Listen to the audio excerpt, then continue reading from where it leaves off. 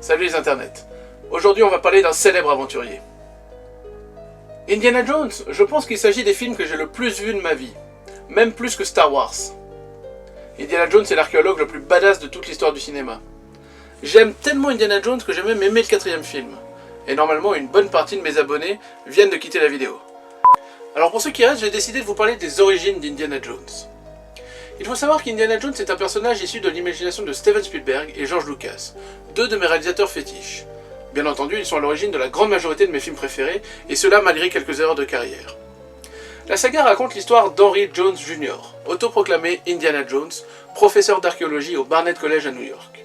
Durant ses vacances, congés payés, j'espère, le professeur Jones parcourt le monde à la recherche de différents artefacts.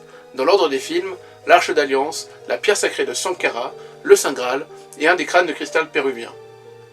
Ces aventures se placent dans les années 30, sous fond de Deuxième Guerre mondiale et de guerre froide. Nazis. I hate these guys. Mais de qui est réellement inspiré Indiana Jones?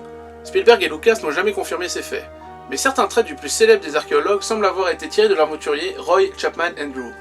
Roy Chapman Andrew, qui est né le 26 janvier 1884 dans le Wisconsin, à exactement 100 ans et 4 jours de ma propre naissance, est un explorateur, aventurier, paléontologue et naturaliste américain. À 21 ans, Roy connut sa première scène d'action. Alors qu'il chassait le canard dans le Wisconsin, il est propulsé hors du bateau à cause d'un fort courant et se retrouve dans les eaux glaciales à lutter contre les remous. Il arrive à s'agripper à un arbre immergé, comme dans tous les films, et à s'en sortir indemne. Son compagnon de chasse, néanmoins, ne s'en sortira pas. Roy expliquera dans sa biographie que cet événement le poussa à être spécialement concentré sur la sécurité lors de ses futurs travaux sur le terrain. Tout d'abord, Roy va se spécialiser en taxidermie, vous savez, le fait d'empailler des animaux. Puis il va se concentrer sur la récolte de spécimens et surtout les voyages dans le monde, principalement en Asie et en Arctique, à la recherche de spécimens rares et disparus. On lui doit une chose majeure, c'est la découverte des premiers œufs de dinosaures. Puis il découvrira un dinosaure qu'il appellera Anduswarchus.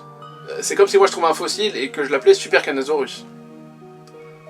Selon l'histoire, Roy avait la phobie des serpents, casse-cou et bagarreur, et avec un sérieux penchant pour la jante féminine. Comme un célèbre aventurier, si vous voyez ce que je veux dire. Durant ses 15 ans de travail à travers le monde, il expliquera avoir échappé plus d'une dizaine de fois à la mort. 2 fois dans des typhons, alors que son bateau avait été chargé par une baleine blessée, presque dévoré par des chiens sauvages, attaqué par des bandits, assassiné par des prêtres lamas fanatiques, tombé de falaise et étouffé par un énorme python. Oui, Roy était bien un aventurier, digne d'Indiana Jones. Lucas et Spielberg auraient pu aussi s'inspirer d'Otto Rahn. Non pas pour sa ferveur politique, puisque ce cher Otto était SS, et que ces chers nazis étaient les ennemis ultimes d'Indiana Jones, mais plutôt pour son penchant concernant les recherches de vieilles reliques comme le Saint Graal. Il aurait fait de nombreuses recherches dans le sud de la France, non loin du mythique château cathare de Montségur. En 1931, dans les alentours de la forteresse, il découvrit un complexe de grottes que les cathares avaient utilisé comme cathédrale souterraine. Rahn fut vite repéré par Himmler, alors passionné d'occultisme. Himmler avait même fait préparer dans les sous-sols de son château de Wewelsburg un hôtel consacré au Graal, pour le cas où Otto le découvrirait. Cet hôtel était entouré de bustes d'éminents nazis. Autant vous dire que le Saint Graal n'y est jamais arrivé. La mort d'Otto fut plus ou moins étrange. En 1939, il est dénoncé pour homosexualité, puis est retrouvé congelé sur le glacier de l'Empereur sauvage. Certains prétendent qu'il ne serait pas mort, mais aurait fini sa vie sous le nom de Rudolf Rahn, ambassadeur allemand en Italie. Bref, aucune de ces histoires n'a jamais été validée par Lucas et Spielberg. Néanmoins, en cherchant bien, de vrais aventuriers ont existé. Ils ont été les héros d'une génération d'enfants dont devaient faire partie Lucas et Spielberg. Ces mêmes enfants qui ont su recréer ces mythes, leur donner une saveur personnelle et nous faire rêver, nous. Alors rien que pour cela, on peut rendre hommage à ces deux génies d'Hollywood, qui au-delà d'avoir juste réalisé un film, ont su, tels de vrais archéologues, faire briller des vestiges du passé et les exposer dans ce grand musée infini et éternel qu'est le cinéma. Alors merci. After you, Junior. Yes, sir.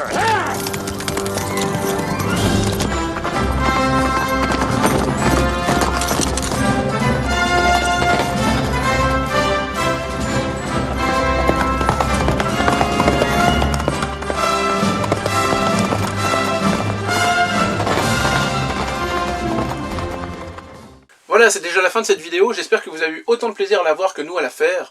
Alors si c'est le cas, n'hésitez pas à vous abonner à la chaîne, à laisser un petit pouce en l'air, et surtout, partagez-la. C'était Super Canard. Ciao. Oh non, non, non, non, non.